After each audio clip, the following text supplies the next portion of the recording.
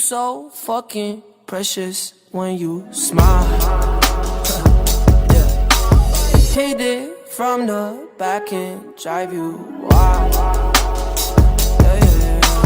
Girl, I lose myself up in those eyes. I just had to let you know you're mine. Hands on your body, I don't wanna waste no time. What's up, everybody? It's your girl Soini back in the cut, and I feel so stupid saying that, but yeah. So if you are at this video, you probably know that I'm doing this what to expect when you're accepting for Acadia University. And to be honest, like, Acadia is pretty decent, you know. Like, I guess there'd be different perspectives on it. So for I'm like, I can mainly talk for like the international crew, you know. So a lot of stuff will pertain to domestic students, but at the same time, some things will be mainly international. I think like only one though. Like only one should be, sorry, my notes are down here. Only one should be mainly international.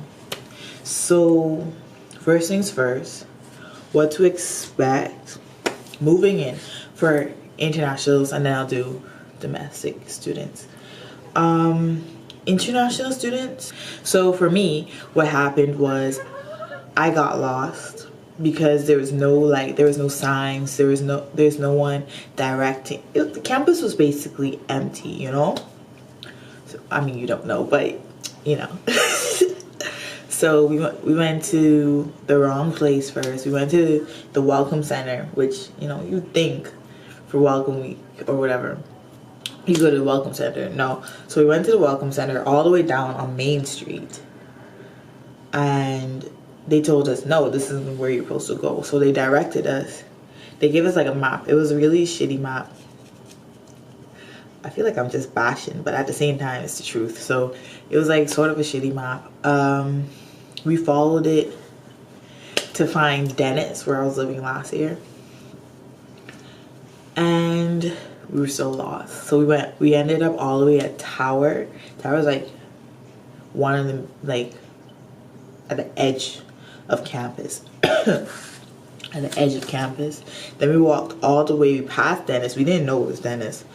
We passed Dennis to go to safety and security, which I think like the one person who happened to pass by told us, like, yeah, they'll be able to help us. They'll probably be able to help us. And yeah. So then from there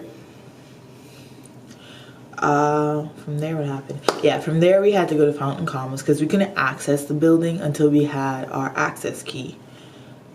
So we had to go to Fountain Commons, get our access key, take our pictures, yada yada. Yeah.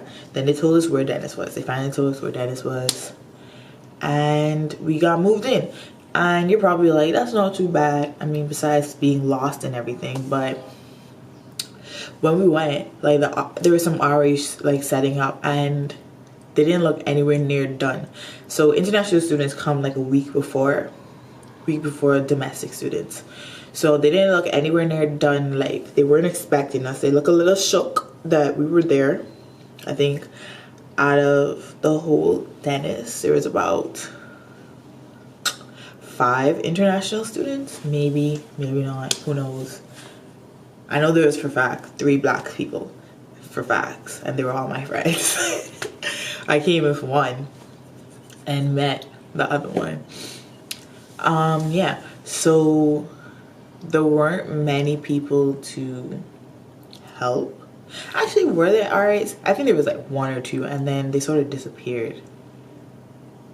And then like a little while afterwards, another one showed up and asked to help, and you know, he did his job.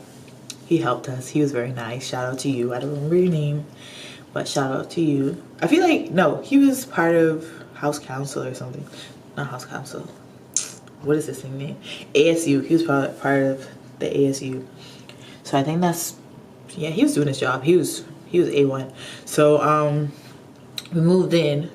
My room was exceptionally tiny. I was in the suite that on the ground floor.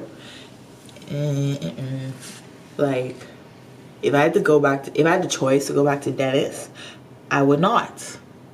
But Dennis is mostly like a freshman dorm anyway. So there was no like big welcoming for the international students.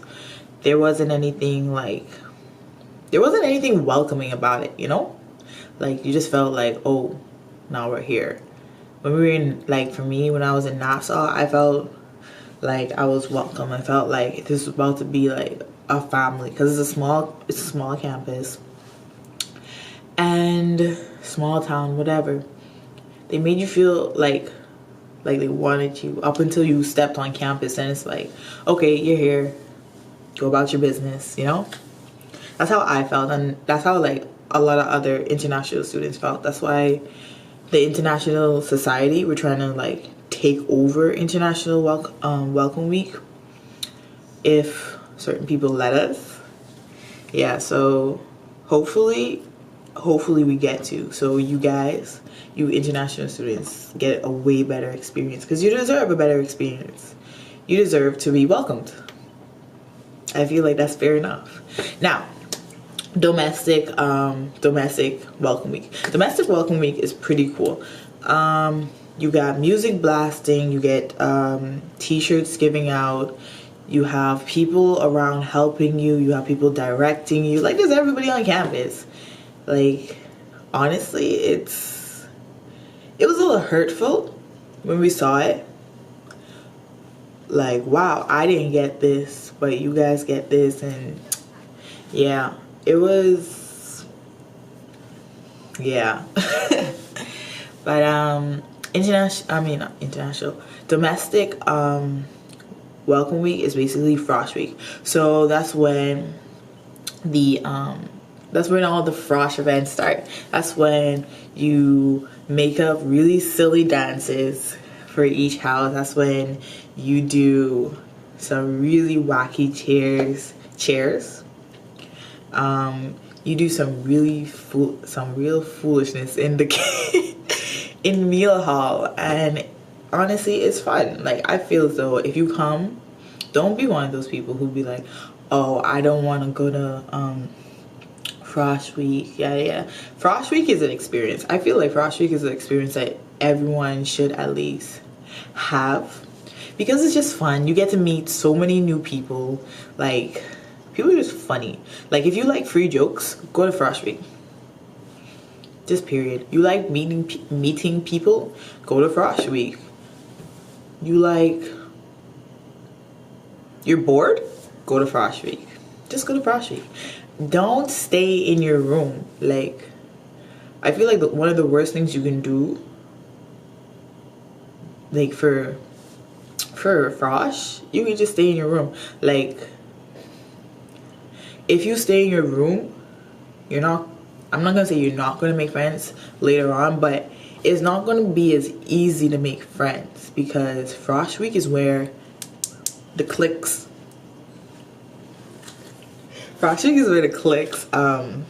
start to form. I'm not gonna say cliques like, oh, popularity or whatever. Like, this is college, but like cliques as in friend groups, you know? And I know for me personally, once I get a certain amount of friends, I tend to, be chill. I tend to just like, okay, if a friend comes, but I'm not like actively searching for friends. Not like I ever do, because I'm still trying to figure out how I make friends, but that's a whole different thing. So yeah, like, go out, experience Frosh Week, make some friends, be social. You see if you're not social, you see some other antisocial people, maybe talk to them, link up, one kind, one mind, I guess. Okay, next thing is registration for new people. That's before Frosh. That's before like you reach. You should do that before you reach. No questions asked, okay? Before you reach, you will register. So it's probably gonna be at 11:30. Like every group is gonna be at 11:30 on separate days. So what's gonna happen is sometimes the system crashes. When the system crashes, like, don't freak out. Like, did it happen to me? I don't think it happened to me, but I feel like if I was a frosh, when I was frosh, and if it did happen to me, I'd freak out because I don't know what's going on. But it happens every year, like, consistently. So you're gonna see proxy error, you're gonna see this error, that error. Refresh your page until you can go, or close it, try it, open it back, come back at a later date, at a later time, not date. Do it the same day at a later time. The only stress I can see is probably getting into your classes, or just like business students shouldn't have problems because, like, if you're a frosh business student, your required courses are already put on your schedule, like no big deal. So you just have to pick like 3, I think, electives. Now for the rest of the majors, you might have a problem, but at the same time you should be okay. If anything, just email your advisor or whoever you're talking to, and they should be able to help you out. So what you should do actually is beforehand, what you can do is pick your courses beforehand, write them down, write down the course number, which semester. So if you email, I think I didn't do this, but I did, like when I was having problems doing my registration this year. I know my nail is gone, I'll fix that later. This year I went to my political science advisor, secretary Sarah Spalding, shout out to her. She helped me because I already had like which courses I want to do written out, because I was trying to like make sure I didn't have no 8:30s, make sure, you know, everything was like maybe 10 o'clock to at least 4 o'clock. Like, that was my tolerance for school times. And yeah, so what you can do is, like, beforehand write out your courses, make sure you have the course numbers and the terms that they're going to be in. It'd be like A1, A2, X0, which is like a full year course, so you have it in both fall and winter. Yeah, that's a pretty smart thing to do. Other than that, registration, it can be stressful, but at the same time, it's pretty decent. Like, every school I've seen, every school my friends go to, it's the same struggle, it's the same stress. So best things best, write it out, and don't stress. Like, don't let that stress you, because then you'll just get premature gray hairs, and nobody wants that. Okay, next things next, the 8:30s. Do not do 8:30s unless you have to. When I say you have to, like, I'm doing an 8:30 now, and that's only because I have to take a political science course. 8:30s, they suck. I say personally, start at 9:30, not 9 o'clock, 9:30. I don't like those like 9 o'clock things. I just feel more pressure. I like the 9:30, 10:30, you know? Don't go too low, because like let's be honest, you can't expect to start at like 12 o'clock and end anywhere near like early, or unless you're gonna like overload another day. Let's be reasonable. Let's start at 9 o'clock, end at least 3 o'clock, and then have the even amount of classes per day, or like 2 classes on Monday, 3 classes on Tuesday. But yeah, 3 classes on Tuesday. But then again, some of y'all gonna have labs. I can't talk about it. I don't want to talk about it. I don't want to experience it, because labs sound stressful AF. They sound stressful. My friends, they cry. They do. What else? Easy courses. Okay, so some easy courses, just because I feel as though somebody should tell you guys, like, you should take some easy electives, you know? Especially if you take, like, if you're a physics major, math major, engineering, take these courses. You should fly through them. Intro to Spanish, not with Sonia Thon, because then it would be hard. Intro to Spanish, intro to German. It sounds hard, like intro to German. No, it's pretty decent, you know. You'll pass with a good grade. Like, you just have to, like, study. It's not even that much work.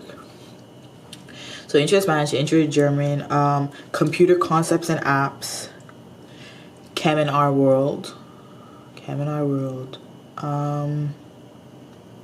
Yeah, I'm pretty sure those are, it's not much, like, to my knowledge, it's not that much. But those four top, like, they're the top four top contestants. And make sure, like, you get there. Like, those classes fill up quick. Chem in Our World, big class size, but it fills up quick. Yeah. And make sure you just go in there. Make sure to get those courses for, like, electives, especially if you have, like, hard courses. Like, if you know your major is a bit hard, so if you know you have physics, chemistry, what else, engineering, math, psychology, not so much. I've seen some, well, my psychology friends, they seem pretty chill, certain things here and there, but not compared to the first ones that I said. Engineering, y'all look stressed. Engineering students, y'all look stressed. Business students, y'all fine. Don't even try it. Business students, y'all are okay. Y'all won't be stressed. By second year, you will have Fridays off. So you'll have classes Monday to Thursday, and unless you picked an elective for Friday, you have no classes on Friday, which is pretty dang dope. Okay, yeah. Housing wise, listen, if you like to eat or snack, best housing options is Dennis, Chase, ECR. ECR has a little distance. ECR is Eaton, Christopher, or Rojo. You can't come in Rojo until second year because Rojo is a student. I don't know, upper student res, like a mature student res. Yeah. And if your classes are mostly in, like, on this side, the professional studies, Huggins, Elliott, you know, the sciences, I'd go with Chipman, ECR, Eaton, Christopher, Rojo, and Barracks. However, Barracks is all the way at the bottom of the hill. Be aware and be scared, because this hill is a monster. Like, if you don't go to the hill, if you don't go to the gym, and if you live in Barracks and you still want to eat, that's your gym right there. Honest to goodness, like, it's like a hill. Then you get flat hill, and then just, so yeah, Barracks is a workout. But then again, like, and if your classes are in BAC, Whitman for girls, because, like, Whitman or Tully is a girls only dorm. So I'd say Whitman, Dennis for first years. You can live in Dennis, like, after first year, but, like, it's just mainly a freshman dorm. Whitman, Dennis are the main choices because it's, like, central, so it's not that far up. Whitman is more central than Dennis. Like, you still have to walk up the whole hill for Dennis, which was a struggle, dog. Like my calves, oof, they were toned. They were they were toned. Yeah. There's that.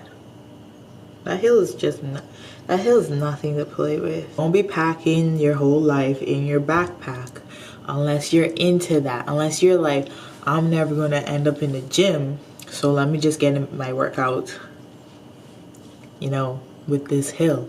Which I can see why, but at the same time I would not recommend. Yeah, Meal Hall is getting decent. Meal Hall is getting decent, okay? Like, they're putting more like flavor in their food. They're really stepping up the game. Like, last year was a struggle. Now it's still sort of a struggle, but it's like not as much of a struggle to eat or find something to eat. And like, you still have the option to cook for yourself, mainly like pasta. You can make omelets, you can make something with rice. They give you a lot of stuff.